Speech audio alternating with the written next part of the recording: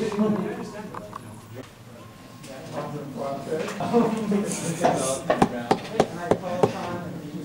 Prime Minister, Dr. Bone, deliver the first and subject speech now. Good afternoon, teacher. What's the time? You were going to hold practical? I don't need signals. Right. You don't want to do. Please do not go over time. If you guys want signals. We're timing, so you don't go over time. Okay. All right, thank you very much, Mr. Speaker, members of the panel. The case that Rosa and I today has to do with a particular public school in the city of New York called the Harvey Milk School. This is a school that has been designed for individuals who are gay and who happen to attend other schools where they are significantly harmed, feel significant kind of retribution against them, and feel like they are significant reasons why they have to escape. Rosa and I are going to argue on our side of the house that we should get rid of this school. We will stop time and ask for any points of clarification. No, that makes sense. That makes sense? Okay, great. All right, Rosa and I have three arguments today why we believe that it is important on our side of the house to get rid of the Harvey Milk School and why it's a negative influence on the students, on the schools, and on society.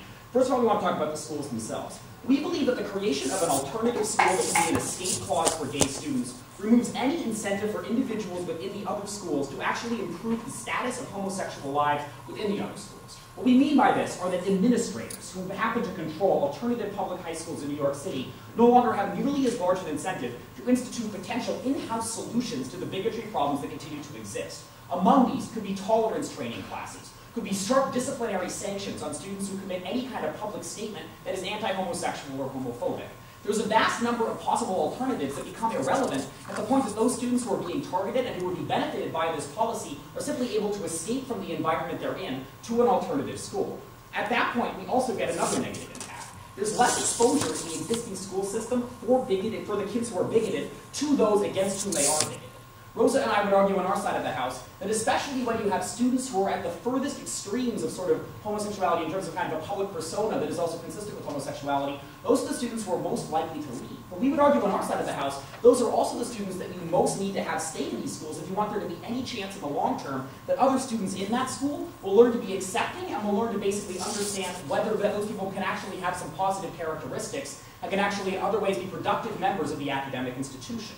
Rosa and I would argue on our side of the house that therefore, at the point that you eliminate the incentive for the administration to solve, and you create less exposure for bigoted kids to the students against whom they're bigoted, then you create sort of a vicious cycle in which the gay students who stay become immediately worse off, because there's much less of an administrative response or other potential solutions to improve their lives. At that point, there becomes a de facto compulsion for virtually every homosexual student to leave the school they're currently in to go to a school like Harvey Milk or like another school where they can be sort of isolated and de facto segregated away from other students in the society. Therefore, even though the initial process is voluntary, Rosa and I would argue on our side of the house that it ultimately becomes an involuntary response to the deteriorating conditions of the school where they're originally inhabiting for them to depart and isolate themselves in a school like Harvey Milk. But the second thing that we want to talk about on our side of the house are the effects on society. Because we believe that what a school like Harvey Milk actually does is it rewards bigotry and bullying, both in and out of schools. People make arguments about this, about terrorism all the time. You shouldn't give in to a terrorist because doing so incentivizes and legitimizes terrorist action. We would argue that while that's a very different thing than what we're talking about here today, it's actually somewhat germane to the debate. Because at the point that you reward bigotry and bullying, you create an incentive structure in which those students who are bigots, who are bullies, actually have won and have driven out of their school environments those individuals that they are trying to target for these kinds of attacks. At that point, we'd argue on our side of the house, this will create further bigotry and further bullying as other individuals target other people in their school environments that they also do not believe should be there, and perhaps creates an environment in which you do not in any way solve in the long term the inherent psychological problems that create the environment in the schools that is so negative. But the next thing we say under this side of the house is that the other negative effect on society is that we also entrench a classification that being gay is a relevant difference between individuals that extends beyond sort of me being different from Rosa, but extends to sort of the opportunities available in life for those individuals, where those individuals will go to school, what kind of jobs those individuals can get, etc. What we'd say on our side of the house, one second, Adam. What we'd say on our side of the house is at that point, we create an environment in which there ensures a future need for the program. But before that, okay. So forcing these kids to stay in the classrooms in the schools where they're getting beaten up and bullied constantly, that's what's going to teach them they're the same as everyone else. Well, here's the problem, Adam. at the point that you simply give up in creating any kind of tangible solution in the existing school environment and allow these students an immediate escape clause, sure, in the short run they will be suffering quite a bit of negative harms personally, but in the long run you eliminate any chance to actually change the mindsets that continue to plague those students even after they leave the school environment. It's a very short-term solution because in the long term, these students are going to have to face the exact same discrimination in the workplace and in other places, and they don't solve for that on their side of the house at the point that they don't provide this kind of solution. So, at the point that we've established that this creates a relevant difference between people who are gay and people who are straight, and at the point that we show you that this also creates sort of different job tracks coming out of the high schools, in which some jobs will become associated with sort of being gay, others will be associated with sort of going out of the standard high school environment. And when you further consider that it's difficult to imagine that individuals leaving these schools would necessarily be as capable of then going on to a college environment or another environment like that of higher education, unless that's also socially stratified along these lines, we'd argue that on our side of the house we make it more difficult in the long term to establish gays as having an effective and easy path towards life that all straight people take for granted. But the final thing that Rosa and I want to talk about are the effects on the kids themselves. Because Rosa and I believe that providing this kind of opt-out creates a tremendous stigma for gay kids. Kids are immediately going to think that while this might be voluntary, while they might be at least initially allowed to choose or not choose to make this choice, that the fact that this choice is present means that they are in some sense separate, and that in some sense this creates a stigma on them at the point that the school system itself is not actually treating them as an individual with just as good a chance to participate in the educational opportunities that other individuals already participate in. At the point that individuals begin to see themselves as separate, it's very easy to then see themselves as inferior. That basically the entire system, from the school to the government to everyone else, has decided that there actually needs to be a separate accommodation for these students because these students are unable to participate and basically cooperate and excel in the existing environment. At that point, we're going to argue on our side of the house that these students are naturally going to view themselves as inferior to those students who are more socially well-adjusted or are more mainstream, meaning that these students in the long term will begin to view themselves as separate and inferior. And at the point that we believe that sort of creating any kind of stigma effect, as was said in Brown v. Board and other Supreme Court cases, even if it's voluntary, creates tremendously negative differences because it creates the natural question of am I different and then why I'm different and then why am I inferior? At the point that students are asking these kinds of questions, even a voluntary system of segregation or an involuntary system of segregation results in such significant harms on the students that it cannot be allowed, irregardless of the short-term harms that these students might experience. Because we believe on our side of the house that the effects on schools are very bad, the effects on society are very bad, and the effects on the kids themselves are very bad. Here you go. I'd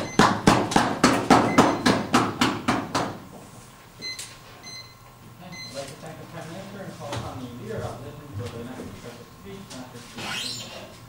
So we thought this case was going to be run. We thought it was going to be run off choice, and the case got the bad side because we thought that was clearly the better side, to get rid of the school side. I guess for now we're defending segregation and keeping the school in existence. To that end, though, we have 5 arguments. First, we believe their side of the house is being extremely paternalistic. Saying that this school is a bad school and you don't agree with the agenda of the school, maybe it causes social harms, is not a reason to get rid of it. Listen, we have charter schools all the time for gifted kids with special needs, kids who come from religious families. Listen, oftentimes these religious schools are the type of schools that have like negative social harms, right? Because they're isolating people, because it creates this sort of stigma, right? But we still say it's acceptable to have these schools because we think that we should give people the choice. And education in the United States doesn't have to be all in the public environment that's enforced by the state. We should give people these options. I don't think they've ever justified paternalism, why we shouldn't allow this option to people. Because you're essentially saying that you know better than those gay kids do what's the appropriate environment for them. You know better than their parents do what's the appropriate environment for them. We don't think this paternalism is defensible.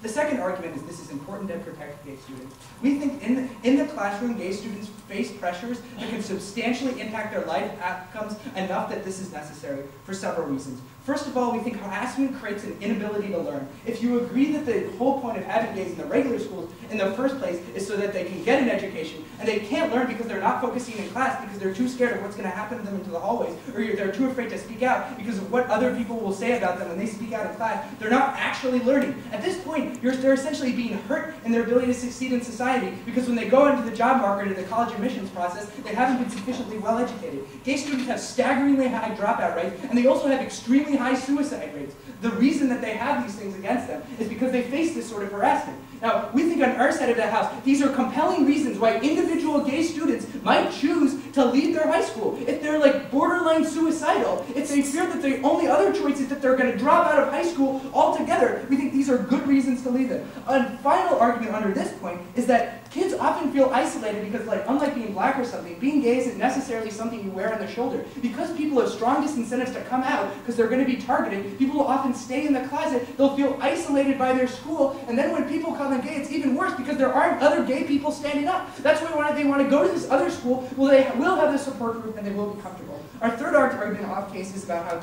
other schools, that is the mainstream high schools, won't be adversely impacted. Why? Because there are strong incentives for individual kids to stay. One, so that they can feel normal. Two, so that they can go to high schools that, for example, maybe have like a better reputation academically, or they're more tied to because they're in their community and they're connected to it and they have friends there, or because it's just interacting with real society and in a non-isolated way. That's something they want to do. Given all these incentives, right, that exist for every gay student, it seems to me that many gay students will choose to stay, and the students who do leave are going to be the type of students who we really want to protect, the ones who might commit suicide, the ones who actually aren't able to learn. So we think on our side of the house, a lot of gay students will stay in the school, right? And we think that's completely important because a lot of their offense rests on the idea that like all gay students will leave in a mass exodus, only if the climate is really bad will that occur. Our fourth argument off case is about the place of gays in society. One of the reasons why this school is so important is, given the pressures of dropping out or not succeeding academically within local schools, gays go to these schools so they can get an education and go to college.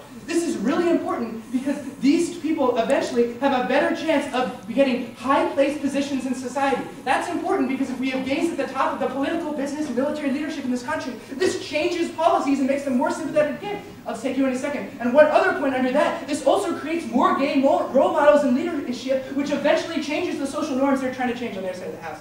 But Matt, this argument assumes that you're somehow going to be able to turn an immediate corner from a segregated environment to an environment in which you have to interact with those very same individuals you once tried to escape. I think there's something unique about the high school environment that's different than the college environment. Why do you think gay kids kept getting harassed in college, but they don't get harassed at Yale? Because it's a lot more comfortable in a liberal, tolerant environment where people are far more mature and, no thank you. And so we think, phase them into real society if it's so bad for them, right? Because we're talking about the students where they're really fun. Our fifth and final argument off case is, eventually the school will be phased out, right? When social norms change. We give you mechanisms for changing the social norms on our side of the house. Eventually, when we don't need it, it will be phased out, and there won't be any harms to it. All right, with that said, I'd like to return the case. They give you three arguments. The first argument is about schools themselves. First, they say this reduces the in-house incentives to stop gays and bullying. First of all, I think this is inconsistent with the psychology of administrators. Like, what administrator is going to say, no, we don't have to protect gay students. There's a special school for them. We think the type of liberal people, no thank you, that are school administrators won't have these incentives. Secondly, we think the Harvey Milk School highlights these issues. If they see that people are dropping out of their school and going to Harvey Milk School, they'll say there's something wrong with our school. We really do need to change our policy. Then they make the argument that gay students that seem like extremely gay in a public sense are more likely to leave.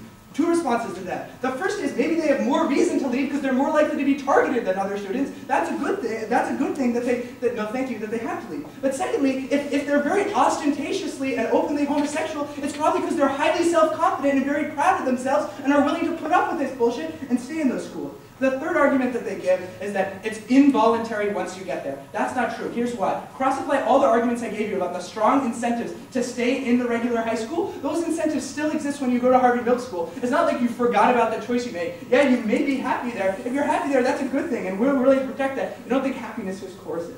The second argument that they give you is that this rewards bullying. Listen. I don't think any individual student is like, I'm going to harass this person until he leaves the school. Why? Because in that student's exit interview with the school, he's probably going to say, this was the guy that harassed me. And there'll be consequences, no thank you, for that guy who was harassing them. This is essentially signaling to administrators that this is a problem. Listen, it's not rewarding as bullying, it's recognizing the fact that in some cases, bullying does exist and there's no way to deal with it if the changes aren't being made within the school. Then they say it makes the difference between gays and non-gays bigger. Listen, I don't think most people, like, in the nation, in the world, are like, listen, there's this one gay high school in New York, and, like, that's the reason why we have, like, a stigma against gay people. This also seems very similar to their third argument. It seems identical to me, this argument about that gay people will have a stigma and will be otherized from other people in society. Listen, it's no shit gays aren't liked in society, right? That's why they don't have rights, that's why they can't be married, that's why they face discrimination, that's why they have bad images in the media. This obviously won't be a meaningful tipping point. The harassment is already there in the status quo. There's no difference. This was the 648 speech. We're proud of it. founding member of government, Rosa Po, to deliver the down. Thank you, Mr. Speaker, members of this panel. The first thing we hear from Wansley is this idea that there's no justification for paternalistic outcomes. I think we've given you several that we co-opted within the speech. Recognize the only thing that Wansley tells you that justifies kind of the reverse rationale for paternalism is this argument that people somehow make a choice. But he never tells us why this choice is particularly meaningful or outweighs any of the other considerations that we've given you in case. So what have we told you? First, we think there's a short-term versus long-term cost that these kids don't make for themselves, right? So we say that the decision-making mechanism under which kids use for this model and their parents don't actually account for the long-term benefits these kids get from improving the system. Listen, like we acknowledge there are going to be short-term harms for these kids while they're in these schools, but it seems like insofar as we actually reduce bigotry in the long term by making these mainstream schools, more tolerant environments, and we kind of acculturate them to the realities of what life is going to be, and we decrease categorizations. Like these are things that individual kids might not take into account, but if all people pull out, there is some kind of effect that is dangerous in the long term, right? Like it seems like if all these kids do pull out, we never get any of the practical benefits in terms of aggregating these preferences, but if they all stay in, there can be some kind of tolerant progressive movement that actually does make some sort of substantive change.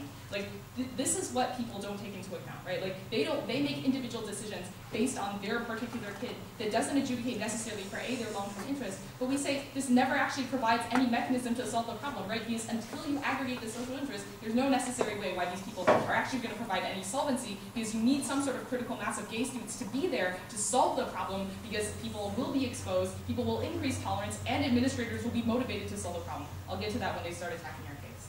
Okay. The next thing we say is, look, if this policy becomes de facto compulsory segregation, that is enough to justify paternalism, right? If we actually believe that these people aren't actually making choices, they're not robustly saying that these choices are my choices, but because the school environment is so bad, and now my decision-making mechanism has changed because there are actually negative impacts that have come from my decision, and they actually don't actually have a free choice because the environment is so bad, it seems like this isn't a free choice, right? The segregation that happens is like, there's this alternative, we understand that this alternative is always going, this alternative is better. Like that's the kind of segregation that occurs that actually isn't a choice that we talk about on our side of the house. Okay. So the second argument they say is that there are going to be harms to gay students, and these gay students won't actually be learning within the environment.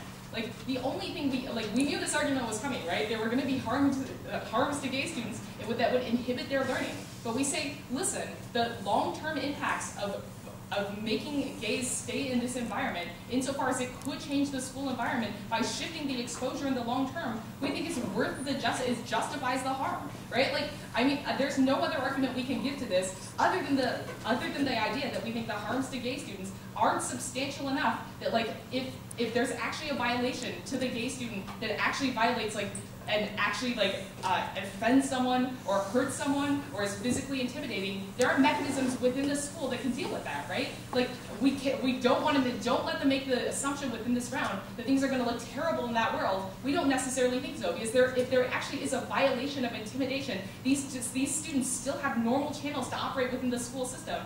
But what happens when these kids do stay in the school system? They do make charges to administrators that this kind of intimidation is happening. They kind of bring things out in the open in terms of discussion for the mainstream environment. It seems like these are more positive ways to accrue the positive changes. Listen, if they're actually impeding the learning, it seems like there are other things that schools can do in the mainstream that make these policies,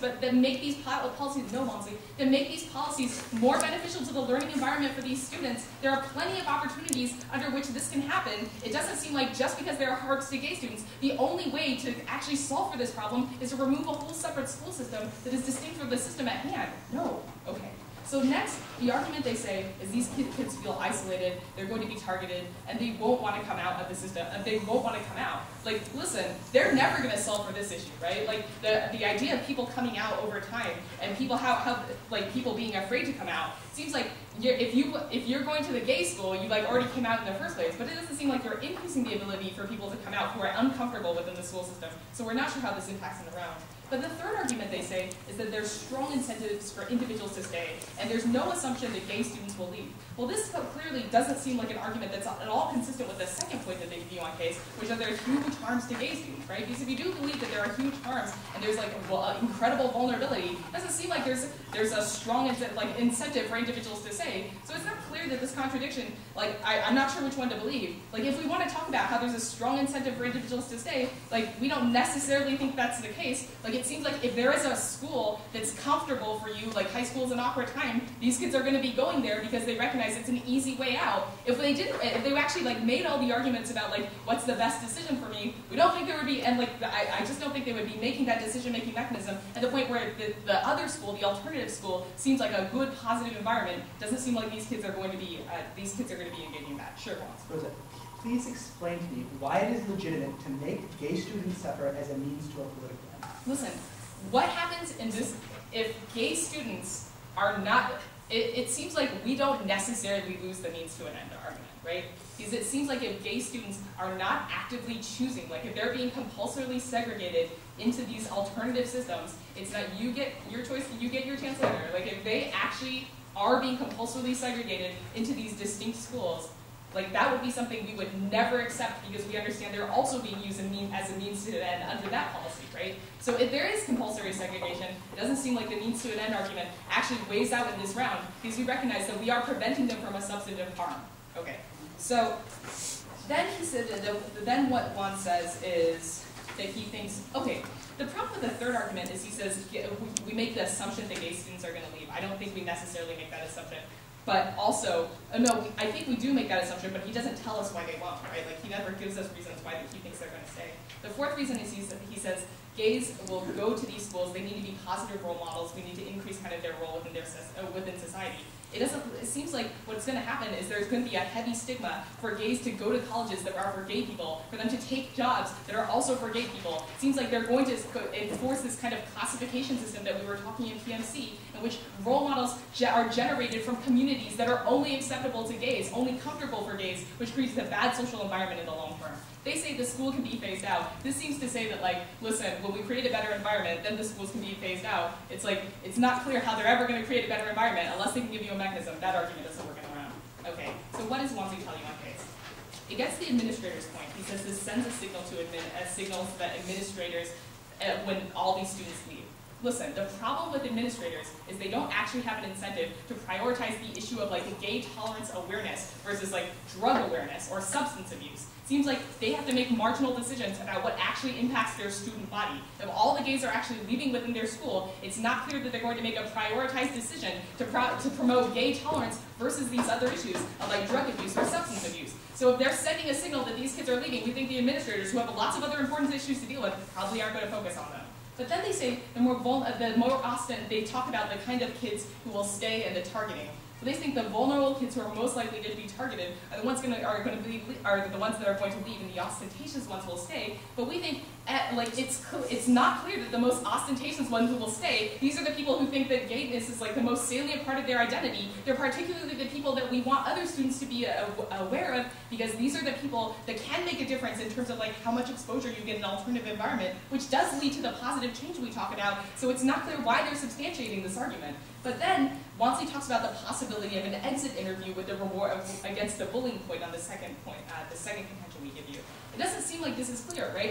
These kids have chosen not to operate within an administrative framework. They're leaving to another school. So it's not clear that they're even going to engage in an exit interview. But we also think there's huge backlash and social pressure against ratting out your friends, ratting out people who are of your peer group, that will make it so that these people don't necessarily engage in an exit interview, and that still perpetuate the harms and the rewards of bigotry and bullying, which which rewards a behavior that we don't think is acceptable in terms of creating the long-term tolerance.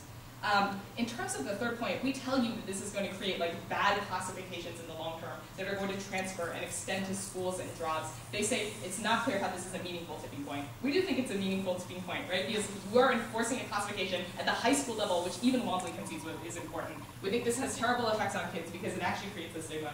With that, we're back to the question. Here. The member of government, deliver the final. Josh and Rosa are in a really bad place, and here's why. All of their cases based on the assumption that if you put these kids back into normal high schools, that those normal high schools are more likely to respect gay students and that other students will be more tolerant. There's two reasons why there's no reason to think this was the case. First off, before Harvey Milk existed, this was exactly the environment that existed. right? There wasn't a gay exit option. As a consequence, the gay students had to work within the system. Those schools continued to be oppressive to the point in which New York had to create a charter school because the kids were being so oppressed. That's the first reason to think if you get rid of the charter school, the schools aren't going to be responsive in the way that they think. Otherwise, the school wouldn't have started in the first place. But it did because these kids were so ridiculously oppressed and harassed within their own community. So there's no reason thinking going back to the old system is going to solve the problem. But here's the second argument. The rest of the countries don't have these gay charter schools, and the rest of the country is least tolerant towards gay people. It's not as if not having this charter school in Kansas City suddenly forces people to interact with gay students. As a consequence, Kansas City becomes a more tolerant place. Instead, kids don't come out of the closet, which all of their benefits are predicated upon. People only get the benefit of people learning that they were interacting with a gay student if that gay student's willing to come out. I went to a very, very Mormon high school in Mesa, Arizona, one of the most Mormon cities on earth. We have a high school of 3,500 students. Not a single one claimed to be gay or was openly out in our senior class. I think that's incredibly improbable, right? Instead, that's what happens in environments where there's not an exit option. If it's a truly intolerant environment, you don't come out and change the viewpoint. Instead, you hide scared. Or additionally, you drop out when you're 16 or you have incredibly high suicide rates. They're painting this picture of between like these vibrant gay communities in the public high schools or the gay kids going to the high school, these other high schools. It's just a totally unrealistic picture that they're trying to paint and bring across the house. Don't let them make you think that if they send it back, it'll be a problem. Unikowski, we're right on this. Don't give me these dirty looks. You should at least pretend to look impartial. Okay, I'm kidding. Okay, that said, what's our first independent point? The first independent point that we talk about is why the paternalism is not justified. And the response here is they say, look, there's a long-term social benefit from doing this. Our exact argument is that even if there's a social benefit from doing it, you can't force gay students into this because it's a charter school that parents and students elect to send their kids to as an alternative to the local public high school. We allow religious high schools to exist within New York City, schools like Regis. We allow gifted magnet schools to exist within New York City, like Dalton. We allow schools that focus intentionally on like handicapped kids or kids with learning disabilities. And we also allow homeschooling. All of these cases, we can say there might be social benefits to integrating these kids into society. We can make the same case about all boys' high schools, no thank you, and saying that it creates problems having boys like Dave Denton and Alex Blankenstock that don't learn how to interact with girls. That doesn't mean that you can take away the parents' right to interact with other, like to make the meaningful decisions about how their kids are going to be educated. Because this is a right to be vested for the parents, because we recognize it's one that the system often gets wrong. If at the end of the round you think that this is a debatable issue and the student may or may be better off, don't intervene on behalf of on one side. Instead, allow the choice for the parents. That's the argument against paternalism. They can win all of the social benefits to this argument, and they can win that the school is great. That doesn't mean that they're winning for paternalism until they tell you that the government is justified in taking away parents and individual decisions to do this. This is additionally salient in New York, where you're allowed to drop out at 16 years old, and this is a high school, which means that many of the students are 17 or 18 that don't have to be in school if they don't want to. This is another good point here. That said, the next thing that we talk about is the importance of protecting gay students. And they say, look, this is, by segregating them off, it makes it so that there's like this vicious cycle. It's not a free, meaningful choice. Here's what they don't respond to that we said that's incredibly important. That high school is a uniquely impressive environment, and there's staggeringly high rates of depression and suicide for gay students. And also there's really, really huge dropout rates. These are the kids that are willing to leave their like local community high school and the kids that they went to kindergarten with and openly come out to their parents and all of the other costs that are associated with taking this long commute. Because coming out to your parents is often a very difficult task that you would have to admit to go to Harvey Milk, right? So there's all of these costs stacked up against you. Yet these kids are still saying that they would sooner go to this other high school because the oppression is that bad. Rose is simply saying that the school's going to have an incentive to check back against this oppression is empirically denied at the point at which it wasn't happening previously. But even if so, we tell you that these aren't good arguments at the point at which we say that the individual kid shouldn't have to be a mechanism for social change because they admit that in the short term it will be harsh for the kids. That's their entire high school experience and colors their formative years. So it's almost as if you're like throwing away this one generation of gay kids that's going to hate the rest of the society, be less likely to want to go to college, and they're not going to have a support group. Remember, we also told you that like being gay is different than being black, that other people don't openly out themselves, which means you often feel isolated and alone because you're not willing to admit to anyone that you're gay. The consequence is that it's only when there's the support networks and other gay friends that you can make, and kids that are dealing with your same problems, if you go to a school like Harvey Milk, where you can talk about the discrimination that you faced and the problems that exist in society. That doesn't exist in their side of the house. The next thing we talk about is the strong incentives to stay out in the closet. I don't think that we got a good response to this. This takes away all of their offense, though, right? Their only offense is that you change the mindset of these other kids in society if you have these kids in the high school that are gay and proud, and as a result, we learn how to interact with gay students. Our argument is if you force them to stay there, many of the students won't come out, and the ones that do will be more acutely persecuted because other people won't stand up next to them because there's no incentive to do so. The consequence is maybe a few kids will be outed, but other kids won't come out either. This is a problem for them. The next thing that we talked about is how the schools won't be impacted in the way that they thought. And this is where we said that there's strong incentives to stay. Rosa just says this is a contradiction. No, this isn't a contradiction. What we said is there's an incredibly high bar before you're going to leave, right? Which is to say, all of the reasons I already told you. It might be a longer commute. These are people that you've been around since kindergarten. You probably have non-gay friends, like female friends, if you're a guy, are often an important part of your social network. You have to come out to your parents. All of these things, it might be worse academically. All of these things exist. Which means since it's such a high bar, a lot of gay students will stay, and that gets a lot of their social benefits. It's instead what we're saying, the only people willing to leave are the ones that were willing to say, this is so important to me that I'm unwilling to stay in this high school. That should be a trigger to show us that it is that bad to still be in the high school, right? Which means that you're not doing a small harm to them, it's an incredibly large harm to force them to overcome these huge burdens that they're willing to leave. It's the same thing that we make when we run our means-tested immigration case. It's the only people that are willing to leave are the ones that are truly, truly oppressed. That doesn't mean that it takes away the offense that we get. Anyway, so the next thing that we talk about is that the place in society is the best by creating gay role models. And they said, no, all that you do is entrench the stigma. But here's what we say on our side of the house, is that you never get those gay role models. They say that we're the ones that create people in gay professions. We say, no, that's less likely, because what happens is you go to Harvey Milk, you get an education because you can focus on your studies, you can get into a better college, because right now gay students are so afraid that they don't focus in their studies in the same way. They don't participate in extracurricular activities because they just want to get away from the classroom oftentimes. So they're more well-rounded oftentimes. They go off to better colleges, and they're more likely to succeed in the rest of life. All of their arguments, when they admit that there's as Rosa calls it, a short-term psychological harm to be in this school, those are reasons why you won't later mature to accomplish the things that will make you a role model, because you'll see high school as a place where you get beaten up, and you'll associate school as a place where you get beaten up, right? The consequence is you're not going to want to go to college if, like, high school was the place where you got your ass kicked, right? You're just going to want to drop out as quickly as possible, which is exactly what we tell you, and this is what occurs in the status quo. This is oftentimes what occurs in middle America. If a kid gets outed, it's not like he suffers through it. He just leaves the high school, typically, if he's over 16, and this is the problem that they have. The final thing is that we spaced out when we no longer need it. They didn't even respond to this. They said that that they have a better mechanism, is all that they said. Our only thing on our side of the house is that their better mechanism is forcing the kids to be in this environment. And they think by forcing the kids to be in an environment that the kids find really oppressive will make the administrators change. I told you, it did make the administrators change in New York City prior to like 4 years ago when they started this school. It's not making the administrators change in the rest of the whole country, right? So as a consequence, they're not changing anything. There's no mechanism for social change. There's no solvency on their side of the house because they're not changing any mindsets on their side of the house. The consequence is all that we're saying is the second that gay people are treated truly equally in the United States, and there's gay rights and gay marriage and all of these other things, and there's no stigma, then it can translate down into the schools. But don't force poor kids that are depressed and psychologically scarred and considering suicide to be the mechanism for social change. Make adults be the courageous ones to take up the stand. Have gay political leaders come out and do this. Don't make gay students be the ones to suffer the burden on their side of the house. That side, quickly go back gay side. The first independent point that they give you is that they improve the status of gay students. And what we told you is that this is inconsistent with the psychology of administrators. And we said that administrators aren't going to want to be the school that all of this gay kids flee from. The response is that the exit clause makes it so that they just don't respond to it. Instead, it actually sends a signal. Because if you're a New York City principal, and all of a sudden a lot of kids are leaving your high school to go to Harvey Milk, you know uniquely that you have a problem, and it sends them that message. And they actually try to change it because it's seen as being bad. Administrators aren't looking to go into the educational profession to create an environment where their kids feel terrorized, right? It's likely that they're going to be more likely to address these social issues, and parents are going to point out that there's bullying problems. They don't respond to this. They're just basing it all on the exit clause. Drop down to the second point. We talked about how the bullies will be found out and the bullies are unlikely to do it. Rosa's response is that you don't want to rat out your friends. A, they're not your friends, but B, when you're leaving the high school, I don't think that your concern is that that kid's going to be that afraid of beating you up. And if that kid's so willing to beat you up for ratting you out, you shouldn't be enforced to be in a school with someone that violent and vindictive, right? Because he's the kind of person that will beat you up for lots of other things, and there's good reason to leave and go somewhere else. The final thing that we talk about is the tipping point thing and the stigma. Look, they're trying to say that they're going to change societal stigma. I don't think we are. They're not going to change societal stigma from one school getting rid of it. For all of these reasons, we protect these psychologically damaged gay kids. We're proud to oppose.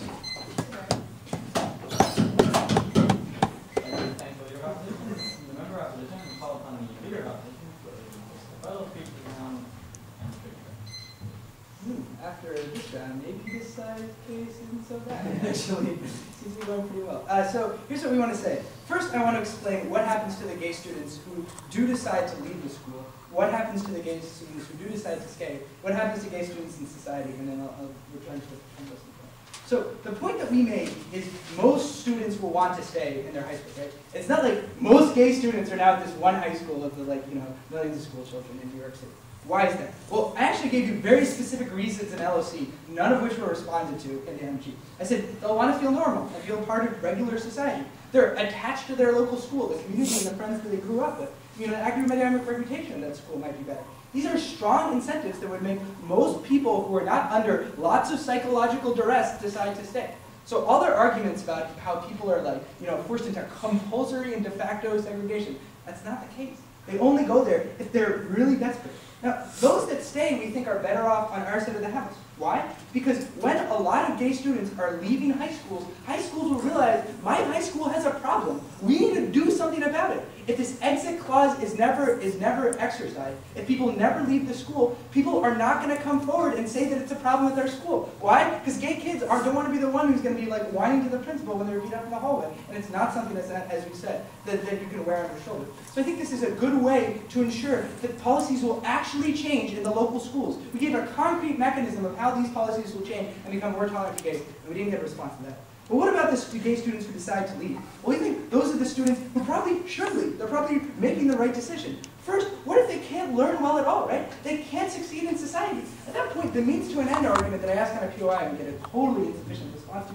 actually applies. You're saying we're going to damage your ability to make it in society because we want to achieve a political goal. We don't think you should we don't think we should force individual students to make that decision. Now, if they want to make that decision, if they want to be like the political hero and risk suicide to stay, fine. By all means, do it. Don't force them to. Second, though, what if they drop out? Then they don't learn at all. As Adam tells you in New York, you can drop out at 16. They may just not come because they're not legally compelled to come there. At that point, they're not getting any education, and they're also not interacting with the people in the school anyway. So those benefits not there. Also, the potential to commit suicide. Listen, if we can save a few kids that are borderline suicidal, getting them out of the environment that's making them suicidal, that's got to be enough impact for this round.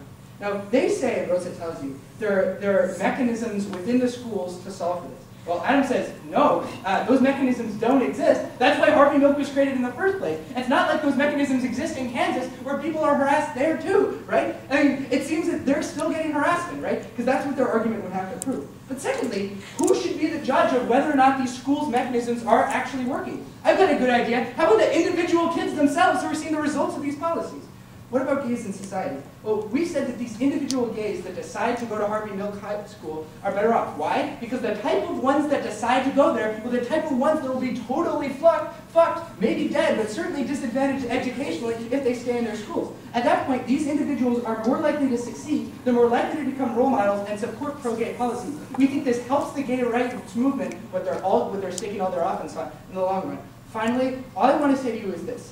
Listen, if religious people can segregate them because they want to be around other people of their religion, because they feel that they're discriminated against in society, everyone accepts this as moral and legitimate. There's nothing wrong about that. We ask the burden to them. These gay people who are under lives of psychological duress face real risks to their life and life outcomes at these schools. Why shouldn't we allow them to make this choice? Why should we make them a mere tool in a political game if they don't want to participate? I don't think that's something that's fair to me with 14-year-old kids, and I hope you don't either.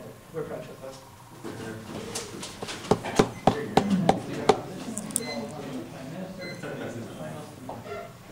Thank you very much, Mr. Speaker. I honestly believe that the bulk of what we've heard from side opposition has had to do with a series of very negative impacts on the individual students and a series of arguments about how we're not actually going to implement change.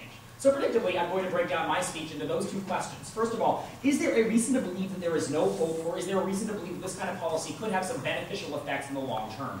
Then I'm going to go on to ask you, is it more important to offer a better long-term future for these students, even if we have to bite a few short-term harms in order to benefit not only future gay students, but also those gay students who choose to leave because they're not allowed that opportunity, but are allowed to better participate in society in the long term as a result? That said, I want to ask the first question. Is there a reason to actually believe that there is no hope? Because Adam gets up here and he tells you two reasons in his overview why there is no reason to believe that any of the positive changes we're talking about will actually come about. I wanted to have a little bit of leeway in responding to this argument because it was very new coming out of Emma. What Adam told you was two things. First of all, he told you there's no reason to believe that any kind of improvement will exist because we haven't seen the improvement elsewhere. And the second thing he told you is that we still haven't seen the improvement elsewhere, but broadening elsewhere to be the rest of the country. What Rosa and I are going to say on our side of the house in response to this is that it's also true that back in the late 1960s, you probably haven't seen much fundamental improvement in the treatment of black students in the South or elsewhere after those two schools were also recently desegregated. But if we had at that point made the decision on our own part to give up and create a system in which one group was stigmatized and we established de facto segregation, then that would have been a negative result that would have basically resulted in all of the stigmatization harms that Rosa and I talked about in our first speech. They seem to have basically ignored the stigmatization harms throughout this round. They haven't chosen to address these at all. Presumably they think they're bad, but we don't. When we tell you that there are clear stigmatization harms to individual students, what we're telling you is that there's no way for these students to look at the choice that they're presented and believe that they're being anything but presented a choice which makes them distinctly different in a legitimate way that necessitates their separation from the rest of society. The natural result of that thought process is to also feel that they are somehow inferior because they are less capable of participating in a normal society, as are other students who are allowed to continue to participate in that society. Therefore, at the point that we do believe that there might be hope, considering the example that I presented, and that the alternative is simply the entrenchment of a stigmatized society, then we believe that it is not true that you just give up at this point and believe that any kind of long-term efficacy is irrelevant to the context of the round. That said, I want to ask another question. Do we provide a better long-term future for these individual students on our side of the house? Because Wansley and Adam get up here and they spin a tremendous tale of opportunities lost for these students. A tale of these students being attacked, discriminated against, etc., etc., etc. And it is hard, as Rosa said in her speech, for us to stand up here and say that these students have a cakewalk experience through high school, right? Rosa and I are not going to argue on our side of the house that some of the harms that Wansley and Adam presented do not exist. We are going to argue with a few of them in particular, however, before I go on to the rest of this point. Wansley gets into this long thing about how they don't focus on their education, they lose out on opportunities. But Rosa gets a response here that never really gets addressed, which is that basically one of the major reasons they don't actually focus on their education, and then one of the reasons why they might want to focus even more on their education in the short term in an environment like this, is that education provides them an opt-out, provides them an alternative experience that they can have within the high school that allows them to sort of avoid many of the stigmatization harms that emerge. Therefore, there's no real reason to believe that one side or the other is right on that. And at the point that many of the other harms they're talking about are sort of ideas like students will be discriminated against, students will be hurt, blah, blah, blah. The relevant distinction is that necessarily so bad in high school and then immediately gets better in the moment that you leave high school, that you're willing to provide them this opt-out in high school that in the long term makes it less easy for them to participate in society beneficially. What we are going to argue on our side of the house is that Wansley just states that it is. He says that high school is particularly bad. And his example is Yale, as an example of a place where those students can go and actually be accepted. We present a counterexample of the University of Wyoming, where Matthew Shepard certainly would not have also stated that exact same thing about his college experience. We would also argue that many of these students go through the rest of their lives facing tremendous individual discrimination exactly along the lines of what they faced in high school. And why is it particularly bad that we opt them out for this 4-year period of their life, but don't provide a similar benefit in the short term, either for future students or for these individual students later on in their lives? Well, first of all, what Rosa and I tell you is that there really is no incentive at that point to improve the system. They give a series of arguments about how administrators are going to confront this problem head on once they realize how bad it is. But what we tell you is the only reason to believe that an administrator will choose to confront this problem head on is if we believe that there is the necessary political will within society to push this administrator to make those kinds of reforms. And in this case, the political will argument we're going to make is there enough will among the PTO and among other organizations with this school to force a focus on these particular issues? And we're going to argue on our side of the house that the point these administrators have to make a choice every single day about what to prioritize, be it drug education or homosexual education or something else. At the point that these students leave, suddenly there is significantly less will among the relevant actors to push for improvements and the kind of educational opportunities that Rosa and I believe are so relevant. Another argument for PMC that's essentially gone dropped is the idea that we give in to the bullies. The only response we hear to this is their argument on their side of the house that, well, you can have exit interviews when people expose the bullies. Rosa tells you that there's a tremendous social stigma about these individuals exposing bullies. They laugh it off, but it's true. If an individual has been bullied against and hurt and harmed by another individual, they're going to fear that individual to such a degree that signaling out that individual will be tremendously difficult for them in an exit interview or in any other capacity. At that point, we do not create the same kind of improvements within the system that are necessitated by the continued existence of these students. What we're going to argue on our side of the house further is that what we do is we make it so that in the long term, these students cannot participate effectively in society. By opting them out for these 4 years, we make it much less easy for these students to learn how to participate in a society that is fundamentally stacked against them. What we're going to say on our side of the house, as we have consistently throughout this round, is that if you believe that these students might have a less easy path towards college, where college will be more difficult for them, you're just postponing these harms to the next 4 years. We further argue that if these students basically have become so serious that they've opted out of the system altogether, then there's no reason to believe that they can participate in the same kind of jobs that other individuals in society also participate in, because they have basically decided that they are so discriminated against that they cannot participate in society effectively. In the long term, therefore, you minimize the options available to these students, both in terms of their college opportunities and in terms of their other long-term opportunities, while making the educational experience for other students worse. So, if you do believe that high school is somehow especially bad to such a degree that we need to opt out students, and you believe it because of the arguments that Wansley gave you, not because of some preconception that high school sucked, then we're going to argue on our side of the house, and you probably want to go with them. But if you believe, as we do, that the long-term opportunities available to these students are curtailed, that it's important to establish this non-stigmatization harm, and that in the long term, our side of the house provides better benefits for students and society, you propose.